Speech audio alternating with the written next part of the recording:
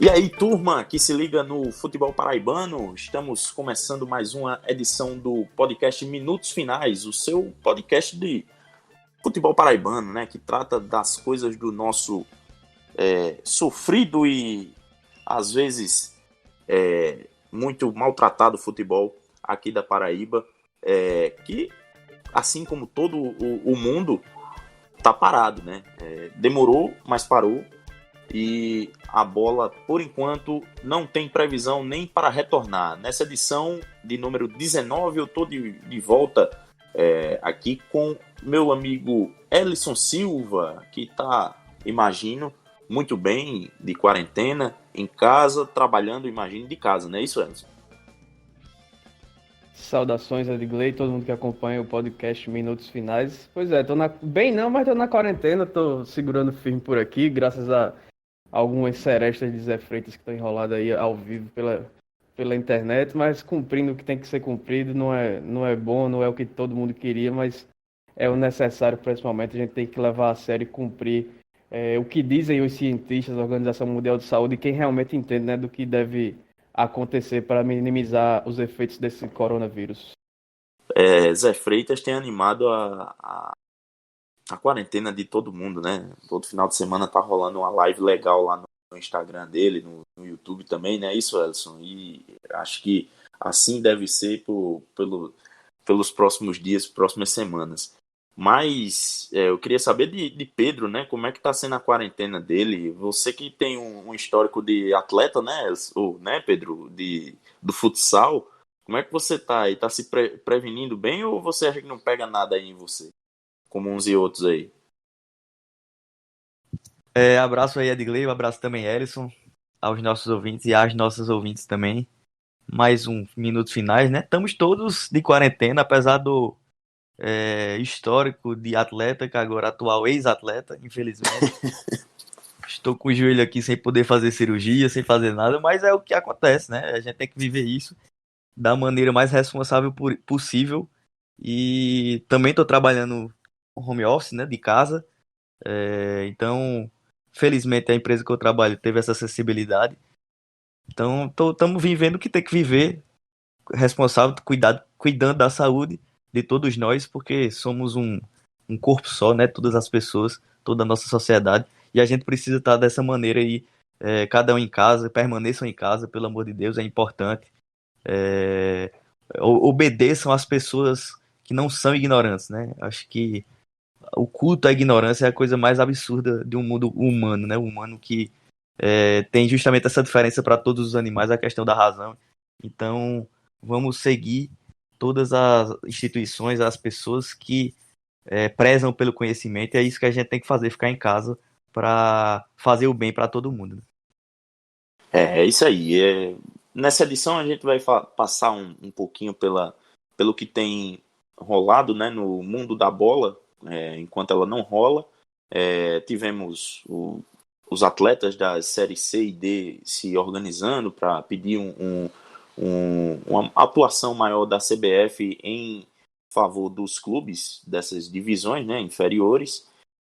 E vamos debater um pouquinho o que já tem de movimentação, o que é que pode acontecer também com os estaduais, com essa parada toda ficaram comprometidos, eu diria, no calendário do futebol brasileiro para o ano de 2020, que, sinceramente, a gente não sabe nem como é que vai ser nessa questão, né, na questão esportiva, como é que vai terminar nesse ano. Mas, enfim, sem mais delongas, vamos lá para a nossa abertura do podcast Minutos Finais.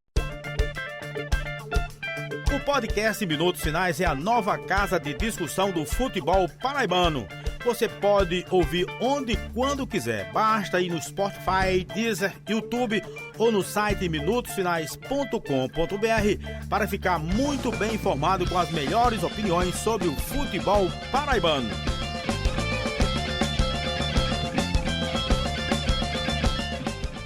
Beleza, vamos embora, Ellison, Pedro.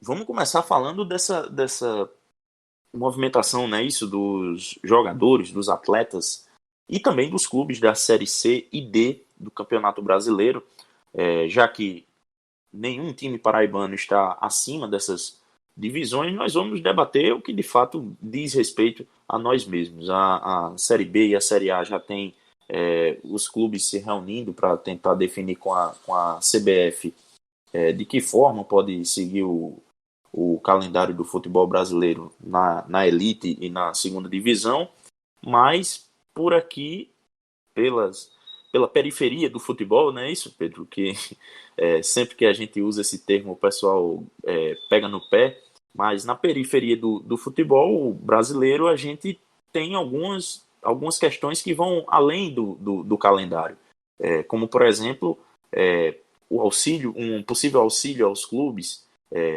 de forma financeira, né, para que eles possam sobreviver a esse momento de quarentena em que não tem jogos. Queria que você desse uma pequena explanação do momento que a gente passa agora no futebol brasileiro. Bom, a gente está no momento em que o futebol brasileiro, né, geralmente mesmo, o calendário do futebol brasileiro está totalmente paralisado, né? Todos os estaduais estão parados. Alguns já até definiram o cancelamento realmente, né? Que no caso da Amazonas, por exemplo. Mas os outros clubes e as outras federações, nesse momento, acho que até acertadamente mesmo, aguardam a situação e têm fé de que pode o campeonato voltar, né? Os seus campeonatos estaduais. No caso da Série C e Série D, temos que falar também do Campeonato Brasileiro, porque depois dos estaduais tem os brasileiros, né? Os campeonatos nacionais.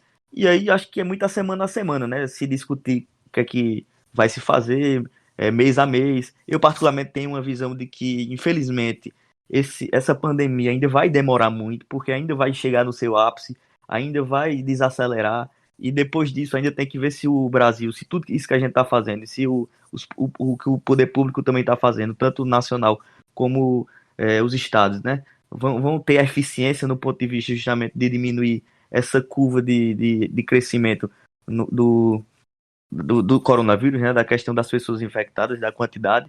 Então, acho que é muito semana a semana. Mas, na minha visão, acertadamente, os jogadores de Série C e Série D, que fazem parte aí dessa periferia, digamos, do cenário nacional, né? O lado B da bola, a turma que ganha muito menos, que tem muito menos recursos, clubes menores, alguns até de massa, mas que não tem tanto recurso financeiro, até porque, lembrando, a Série C e a Série D não tem dinheiro relacionado à televisão, né? Embora a Série C tenha um contrato de televisão, mas a grana, no caso é a DAZN, né, que paga nesse momento a Série C, serve para custear a competição, né? A CBF custear justamente as passagens, as estadias, enfim. Na Série D é uma coisa bem semelhante também.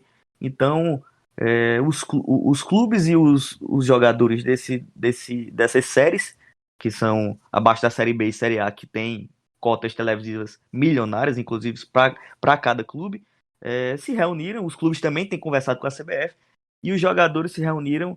Eles que são, digamos, a parte mais fraca dessa situação. O trabalhador sempre é quem é mais prejudicado.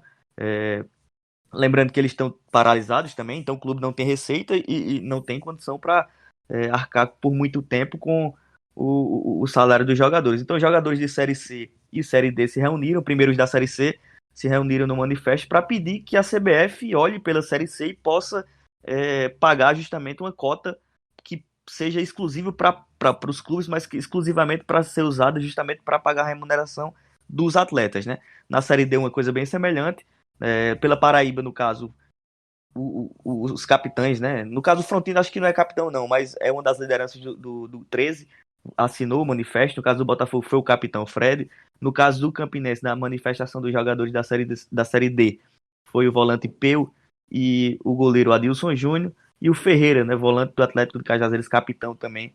Todos esses assinaram esses manifestos, que, na minha opinião, acertadamente, tentando justamente abrir esse diálogo com a CBF para as séries que realmente precisam mais de recursos, que os clubes precisam mais de recursos.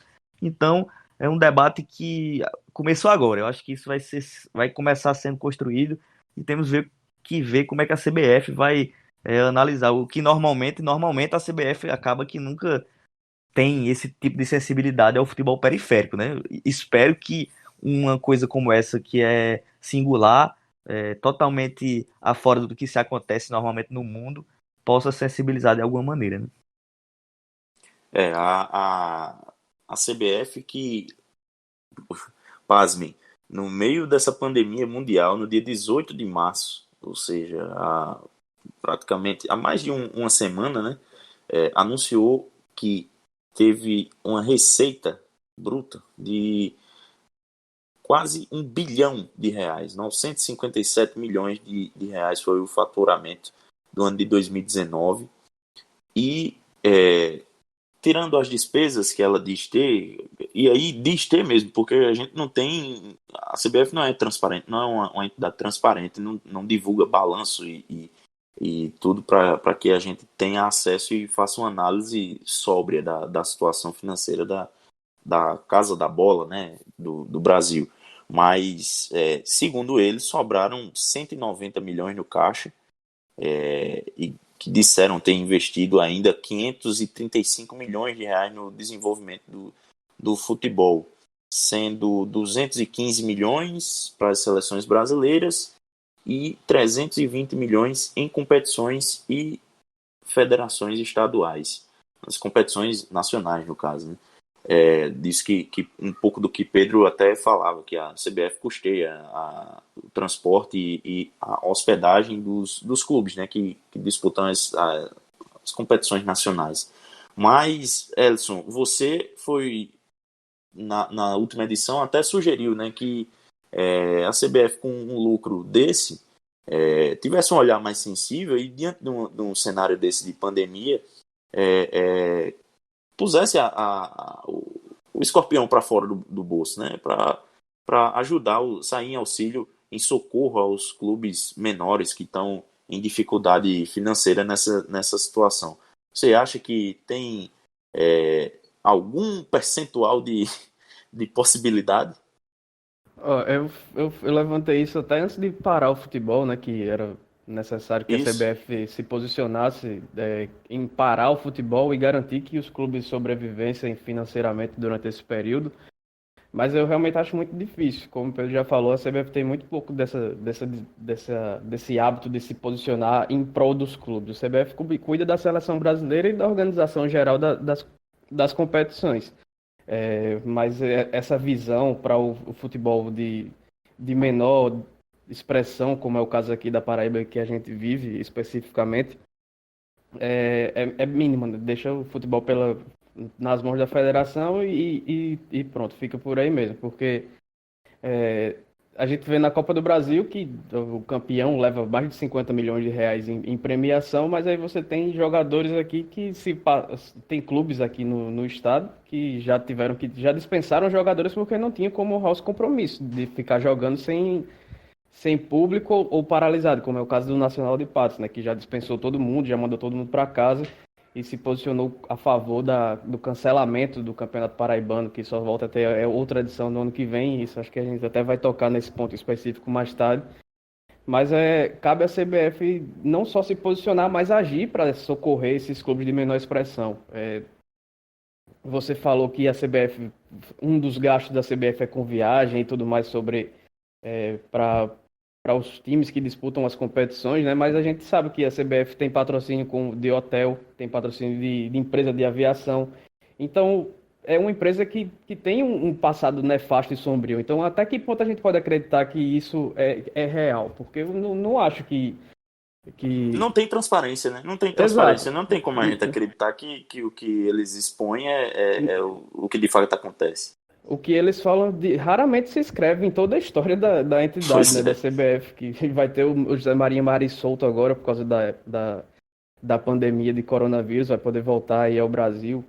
Ele que tinha mais 4 anos de prisão a cumprir lá nos Estados Unidos por conta de corrupção, né, dessa escolha do Brasil como sede da Copa e tudo mais, desvio de dinheiro, formação de quadrilha, essas coisas. Só para ter uma ideia do que se passa ali pela CBF. Então, uma entidade que tem patrocínio de rede de hotel e de empresas de aviação aérea, como é que você pode acreditar que boa parte dos seus lucros foram investidos nisso? Eu sinceramente não consigo acreditar. Então, cabe à CBF se tirar, sei lá, vamos supor que é verdade, que sobraram 190 milhões em caixa. Se tirar 10 milhões, vai socorrer boa parte dos clubes periféricos do Brasil, dando uma estrutura para os jogadores, para os profissionais que trabalham ali nos próprios centros de treinamento do clube, onde os clubes treinam, roupeiro, a tia da cozinha, essas coisas todas. Esse pessoal que passa dificuldade nessa paralisação. Não é jogador de Flamengo, de Palmeiras, de Grêmio, que tem salários astronômicos e que se ficar 2 meses sem receber salário por conta da paralisação, vão ter problema de passar fome em casa. Mas essas pessoas que trabalham nos clubes, esses jogadores que têm como renda única o salário de jogador profissional de futebol, que já não é alto. O Voz da Torcida até fez uma entrevista semana passada, que a Ana Flávia Nóbrega relatou, escreveu muito bem, com o goleiro Adilson Júnior do Campinense, falando sobre a realidade. Diz que ele mesmo mora sozinho em Campina Grande, não pôde voltar ainda, porque o Campinense tinha programado um retorno às atividades para segunda-feira, né, dia 30 de março, acabou prorrogando por mais de 10 dias, porque o próprio Campinense não tem uma estrutura, uma segurança para saber como é que vai fazer, porque se ficar parado muito tempo, o Campinense a gente sabe que vem numa dificuldade financeira grande, depois da saída do William Simões principalmente. O Campinense não vai ter como se sustentar se tiver que passar mais 2, 3 meses parado sem conseguir receita. Então, o Adilson falou que tem certa segurança, porque tem contrato até novembro, que em tese seria o fim da Série D, agora já certamente não vai ser mais. Mas quem sabe, se o Campinense não tiver que fechar as portas porque não tem condições e não vai pagar ninguém, vai ter que entrar na justiça e tudo mais, o que é que ele vai fazer da vida dele sem o futebol? Então é uma situação muito complicada que a CBF está demorando demais, inclusive, para tomar uma posição de ajudar os clubes, de ir em auxílio aos clubes, que é quem gera renda para a CBF, que movimenta o futebol desse país. Porque a CBF é isso, paga premiação nos campeonatos, recebe dinheiro dos amistosos da seleção e ponto. É isso que a CBF faz. Então está na hora de tomar uma atitude de socorrer os clubes, principalmente esses de menor expressão, que não têm condição de sobreviver com o futebol parado, já que os campeonatos foram paralisados aí em pleno andamento. Então eu acho muito difícil, acho que vai demorar um pouco mais ainda e talvez seja até tarde, porque vários clubes, como o Guarani de Sobral também, aqui para chegar na realidade mais próxima da gente, já encerrou as atividades, dispensou todo mundo, mandou todo mundo embora. E assim como o Nacional de Patos, talvez vai começar esse movimento por todo o país. E aí tome gente envolvida no futebol que vai ficar passando dificuldade pelo resto do ano. E aí a gente tem um problema muito grande pela frente, Edgley. Ô Edgley, só para complementar, eu fiz um cálculo aqui básico, simples, de 88 times de Série C e D, vezes 250 mil, por exemplo. Metade de meio milhão, né? Daria 22 milhões. Acho que é uma coisa que seria possível a CBF viabilizar. Eu tava fazendo, hoje cedo eu tava fazendo até uma conta menos generosa, digamos assim, Pedro. Mas eu tava fazendo com base apenas nos clubes de Série D, né? Não cheguei a desenvolver tanto o cálculo, mas com base em 100 mil reais, né? Que geralmente não passa muito disso a folha da maioria dos times da Série D, né? Óbvio que tem times como Campinense, River, que conseguem até incrementar um pouco mais a sua folha, mas se a CBF não quisesse dar, digamos, a folha toda, mas ao menos uma boa parte, ou metade da folha, em 100 mil reais por 68 clubes, daria 6 milhões e 800, se eu não me engano. Se minha matemática não estiver errada. Mas, então, assim, não é algo que vá deixar a CBF devendo na praça, né? Eu incluí os times de Série C, né? Fiz 88 com os times de Série C, porque também fizeram essa movimentação. Mas só para encerrar o raciocínio, eu não acredito que isso vai acontecer. A CBF dá uma grana para os clubes. Infelizmente, eu não acredito que isso vai acontecer. Então, o que vai acabar rolando, que é como a Ellison falou, são clubes desistindo do estadual, né? Então, o que a FBF tem que fazer, a CBF tem que fazer é justamente, se não vai dar dinheiro, ela tem que resolver uma coisa geral, nacional, para que se compreenda de que os clubes não têm condição de manter suas folhas para o estadual, que ainda não acabou. Então, esse debate ele é um pouco mais urgente, realmente. Já não vai ser só Nacional, Guarani de Sobral, o Sport de Lagoa Seca. Já já isso vai ser geral, porque a maior parte dos estaduais, a maioria de times dos estaduais são times de interior pobres, né? Então não tem muito o que fazer. Isso vai ser nos próximos dias, próximas semanas, isso vai acontecer. Não tem o que fazer porque não vai ter dinheiro para pagar jogador e manter jogador. Ô Edgley, só para encerrar mais ou menos mais uma parte, a Conmebol, por exemplo, já liberou ou está a ponto de liberar 60% da cota que tinha para os clubes que disputam a Libertadores e a Sul-Americana, para que os clubes se mantenham nessa época nessa paralisação do coronavírus.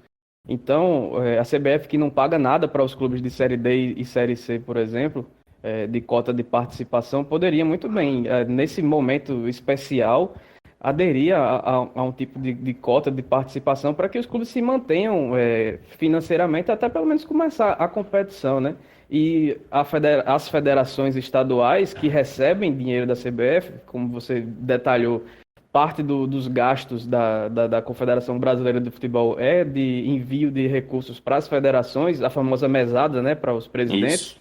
Poderia muito bem repassar parte desse como se fosse uma cota de participação do estadual, porque não sei se você vai pegar todos os estaduais, os 27 estaduais do país.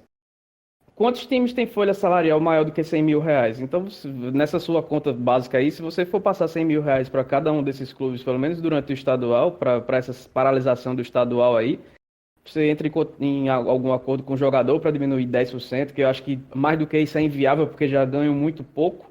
Pois é. Esses jogadores do lado B do futebol não podem abrir mão de 70% do salário, como está fazendo no Barcelona, os jogadores do Barcelona, por exemplo, e alguns clubes do país vão diminuir 20%, 25%, esses jogadores não podem fazer isso, mas caberia também às federações a ajudarem seus clubes a pagar e seguir esse exemplo da Conmebol, que também é outra entidade que não tem credibilidade nenhuma, mas pelo menos nesse momento se posicionou rápido e foi logo em direção ao auxílio dos clubes que participam de suas competições.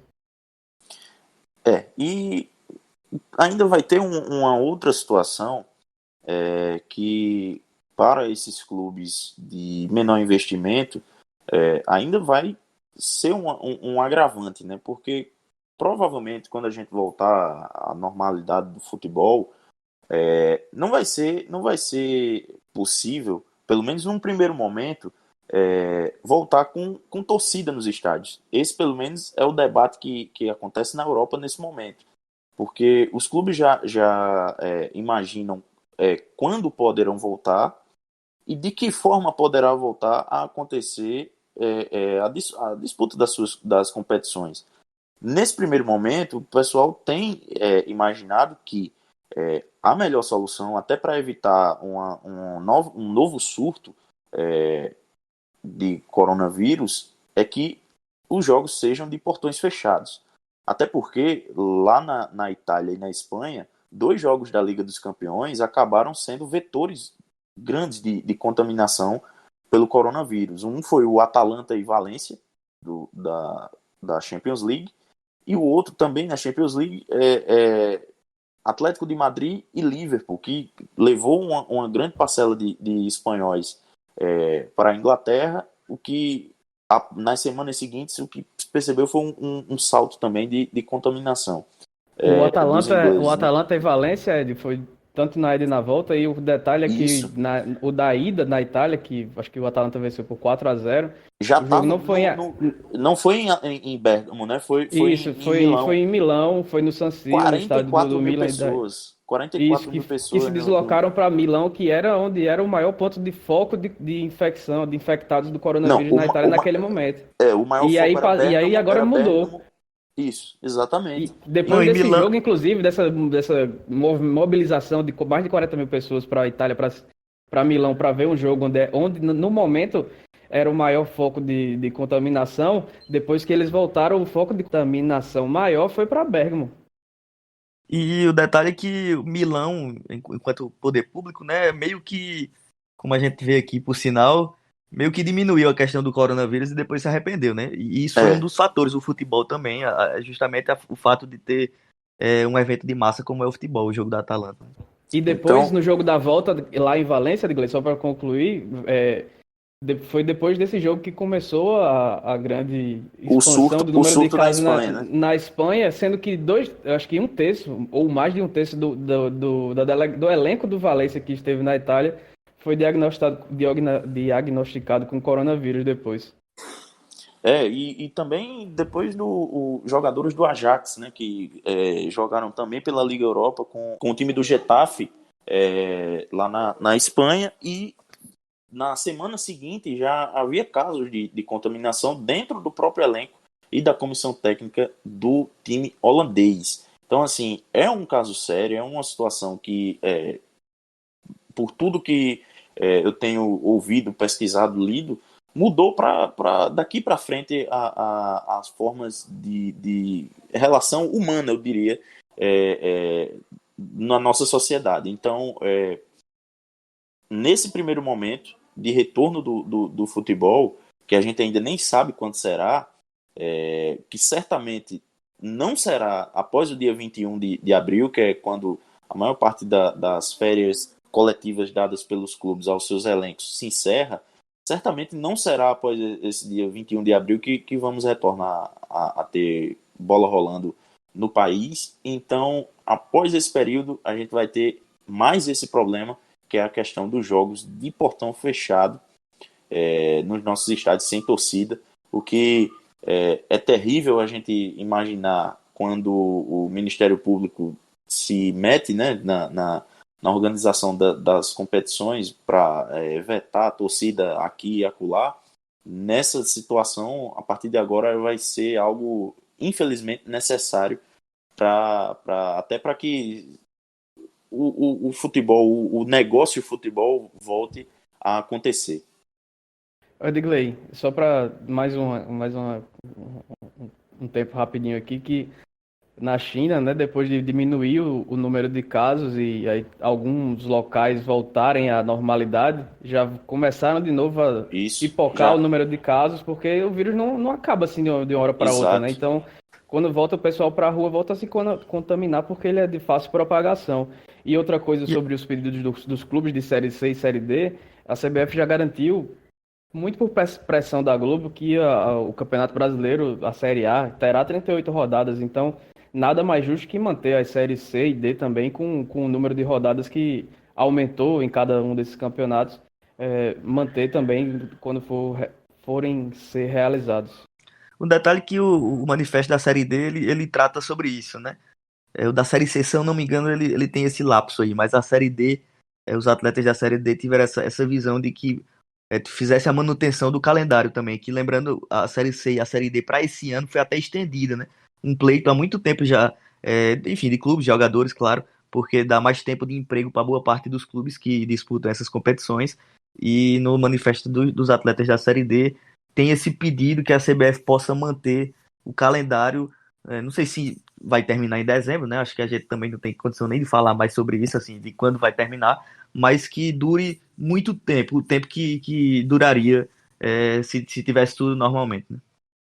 E até, Pedro, eu vi que você compartilhou uma notícia do blog do PVC, né, que a UEFA considera a possibilidade de alterar o calendário europeu para ficar igual ao brasileiro, né?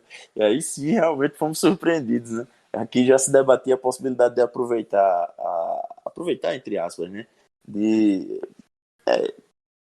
a pandemia para adequar o calendário brasileiro ao europeu, e na verdade os caras já estão vindo na nossa direção, embora eu acho que isso aí dificilmente vai prosperar. Bueno, pessoal, então, depois de falar dos times que disputam competições nacionais, ainda temos os clubes que disputam apenas o estadual, né? Os clubes que disputam apenas o campeonato paraibano. O Nacional anunciou que vai dispensar os seus jogadores, aliás, que já dispensou, né, Elson, os seus jogadores, e vai terminar a competição, se voltar e quando voltar, com os jogadores da base. O que é que a gente pode esperar do cenário aqui do futebol local para a sequência do calendário, né? Pois é, duas equipes já se posicionaram aí pelo cancelamento do Paraibano, o Nacional e o Sport de Lagoa Seca. O Nacional já dispensou todo mundo, o Sport também está nesse viés aí, até porque já foi rebaixado antecipadamente. Então, eu acho, não, eu vejo um movimento precipitado e oportunista. Essa é a minha visão, porque é um time que briga contra o rebaixamento diretamente e uma equipe que já foi rebaixada. Então, nesse momento de incerteza total, que há uma escuridão completa sobre o futuro do futebol, você se posicionar dessa maneira por conta das suas dificuldades esportivas, eu acho de um oportunismo sem precedentes. Então, acho que é bem absurdo você tentar se beneficiar de uma situação como essa esportivamente, porque você não teve competência dentro de campo para estar numa situação mais favorável. Mas essa é a minha visão. Entendo também as dificuldades financeiras dos clubes para se manterem e etc. Mas pelos únicos dois que tiveram esse movimento, a gente sabe que não é uma questão meramente pensando economicamente ou esportivamente. Mas a gente vai ter, vamos ter nos próximos dias, o Campinense mesmo já, por prorrogar a suspensão de suas atividades, já mostra que também não tem uma certeza econômica para saber o que é que vai fazer no time com um elenco, com um grupo de jogadores enquanto o campeonato estiver paralisado. Mas até o momento foram essas duas equipes que tomaram posição. O Botafogo o Atlético liberaram por tempo indeterminado, assim como o Souza também, que liberou por tempo indeterminado, CSP. Só os dois de Campina Grande, se não me engano, que marcaram data para reapresentação, né? O 13, eu acho que é até no fim dessa semana, que também deve ser prorrogado, não deve mudar muita coisa daqui para lá. Mas, pelo menos aqui no futebol da Paraíba, a gente tem essas duas posições tomadas e tem 13 e Campinense, que por conta de sua instabilidade financeira, marcaram reapresentações para reavaliar o que será feito com os times aí nesse futuro, durante essa paralisação. Esse debate de Alisson ele é importante porque é interessante ele. Eu concordo plenamente com o que Alisson fala no sentido do oportunismo, porque realmente, né? Nesse momento a gente vê o Nacional de Patos e o Sport Lagoa Seca fala disso, que o que seria, né, a proposta, o campeonato ser cancelado e ter uma anistia de ninguém ser rebaixado, né? A defesa seria essa. Eu vejo também nesse momento um oportunismo sem dúvida nenhuma. Mas é interessante porque esse tipo de saída ela pode ser que seja realmente uma realidade que não seja ruim, digamos, porque pode ser que realmente aconteça o fato de isso perdurar por tanto tempo que vai ser, como eu falei anteriormente, vai ser natural e uma questão de sobrevivência os clubes dispensarem totalmente seus elencos e não ter condição de disputar a volta do estadual se ele eventualmente voltasse. Então, é importante colocar isso em perspectiva no sentido de que pode ser realmente uma opção sensata o cancelamento dos estaduais. Agora, eu concordo com ela. Eu vejo que nesse momento é uma oportunidade sem tamanho de equipes que ou caíram ou não tem mais o que fazer no campeonato, que é o caso do Nacional de Patos e do Sport. Só sobre o Nacional, quando fala que foi dispensado todo mundo, realmente o clube já está se organizando para isso, mas assim, muitos contratos só terminam no final de maio, né? E eu falei com o Du, né, o atacante Du, e segundo ele, a manifestação do Nacional de Patos é que vai cumprir com esse contrato e, enfim, o elenco está confiante nisso porque não tem como ser suspenso do nada o contrato, né? O contrato de jogador vai até o final de maio. Então, tudo tem que ser pago normalmente, a não ser que haja um acordo, né, com os jogadores, e aí cada clube vai discutir isso com seus elencos, né? Tanto a nível de Série A, Série B, Série C, Série D. Isso vai ser discutido realmente nessas próximas semanas. Mas, infelizmente, é uma possibilidade essa questão do estadual, e aí a CBF tem que começar a analisar isso urgentemente, porque vai acontecer, mesmo que a CBF e a federação percebam que há datas, isso pode acontecer realmente. Por exemplo, o Paraibano, quando voltar, mesmo que volte numa Série C no meio de junho, julho, ele pode ser finalizado, de fato, em termos de datas. É possível finalizar. Mas qual clube vai segurar até ali seus elencos? E vai ser montado em 15 dias, em 30 dias? É uma questão que tem que se discutir realmente. Mas nesse momento eu vejo também, como Ellison, um oportunismo aí de alguns clubes que, aproveitando-se disso, dessa singularidade nesse ano, dessa pandemia, digamos, desse cenário mundial, aproveita isso para tentar ter ganhos esportivos, já que na bola não aconteceu, né? Quase nunca isso acontece aqui no futebol da Paraíba, né, companheiros? É, quase todo ano tem algum fato que gera esse tipo de reação por um clube ou por outro. Mas vocês arriscam dizer que até junho, pelo menos, a gente tem um retorno do futebol paraibano, pelo menos, porque Eu tô na ideia de que até junho não tem futebol, particularmente. É um achismo, assim, do que eu e, percebo do mundo, da questão da é, doença e tal, e de ser um país que tem seus problemas para resolver, né? né, E que não teve seu pico ainda, pelo menos de acordo com os Isso, especialistas, exatamente. chegado, né? E de ser um país muito grande. São 210 milhões de pessoas que tem aí, gente que só para se contaminar, porque liderados por um presidente que manda a galera ir para a rua, muita gente vai se contaminar. Isso aí não tem nem o que discutir. Agora é ver se vão ficar assintomáticos, se vão precisar de tratamento, se não vai precisar. Então isso aí vai ter um reflexo que a gente vai poder ver melhor daqui a mais ou menos um mês. E falando sobre gente que ignora as recomendações da Organização Mundial de Saúde, tem clube por aí, por aqui por João Pessoa, né, que posta recomendação de quarentena, de não sei o quê, que pede para os torcedores ficar em casa, enquanto sua principal contratação no ano e na história fica pedindo para a galera, chamando de hipócrita quem está em casa em isolamento social e pede comida em delivery, por exemplo, dizendo que tem que sair pra rua mesmo, que tem que trabalhar enquanto ele tá lá treinando, tá treinando, né, dizendo que tá treinando dentro do seu condomínio, não pede a chave do centro de treinamento para ir treinar e dar o exemplo, né? é, teve isso. Bom, companheiros, vamos chegando ao final de mais uma edição do podcast Minutos Finais. Mas antes eu queria que o companheiro Elson, que já estava com a palavra, fizesse aquele serviço, né, que ele sempre faz, que é de repassar por onde o pessoal pode nos ouvir e onde o pessoal pode nos seguir. Aproveite aí esse período de quarentena para ficar a par de tudo que vem acontecendo nessas semanas do futebol paraibano, desde o começo de dezembro para cá. Você encontra a gente no site podeminutosfinais.com.br, no Spotify, no Deezer, no Google Podcasts e no Apple Podcasts. E para seguir a gente nas redes sociais, é isso aí no facebook.com/podeminutosfinais e no Instagram e Twitter, @minutos_finais. Beleza. Pedro, Elson, obrigado aí pelo papo, né? Mais uma vez. E vamos embora que o pessoal tem muito conteúdo para consumir nesse período de quarentena. Fiquem atentos, pessoal. A qualquer momento a gente pode pintar aí no feed novamente do seu tocador de podcast favoritos. É isso aí. Atentos e em casa.